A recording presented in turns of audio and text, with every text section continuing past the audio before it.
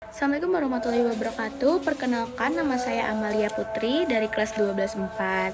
Kali ini saya akan menjelaskan tentang mitosis dan meiosis.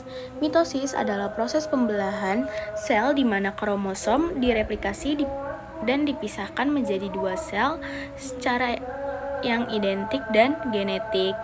Proses mitosis ada 5 tahap. Yang pertama ada di tahap interfase. Interfase ini merupakan proses ketika sel melakukan persiapan dan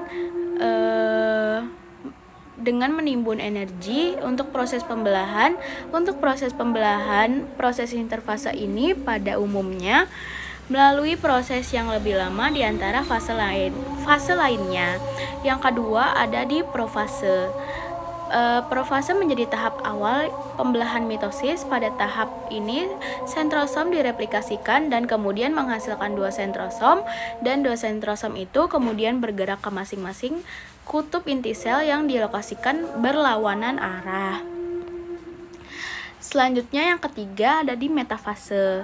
Setelah nukleus atau membran inti rusak dan tidak tampak, kemudian kinetokor dan sentromer dihubungkan oleh benang-benang spindel ke arah sentrosom. Yang keempat ada di pada tahap anafase. Kromatid dan sentromer saling memisah dan kemudian membentuk kromosom.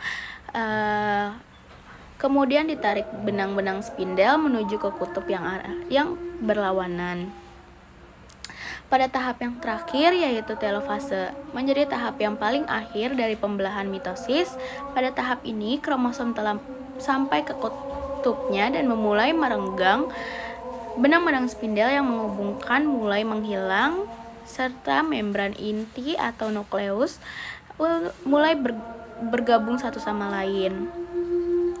Selanjutnya ada meiosis. Meiosis adalah jenis pembelahan sel yang menghasilkan 4 sel dengan setengah kromosom dari sel induk. Proses ini bertanggung jawab untuk memproduksi sel telur dan sel sperma. Pada proses meiosis yang pertama ada meiosis 1.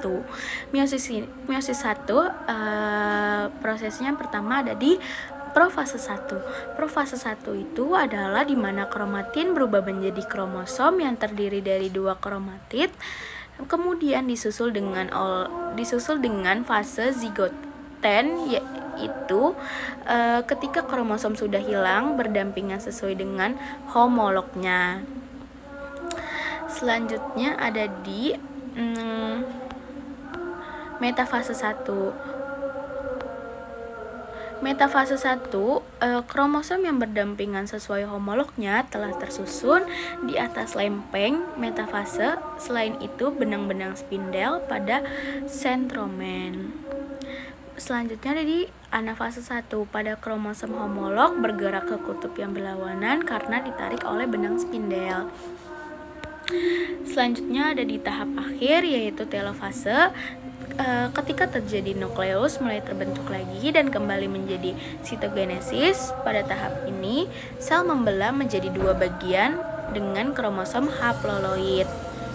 Selanjutnya ada di proses meiosis 2, yang dimana pada proses meiosis 2 yang pertama ada di profase 1. Profase 1 ini sentrosom mulai membelah menjadi dua dan bergerak menuju ke kutub yang berlawanan.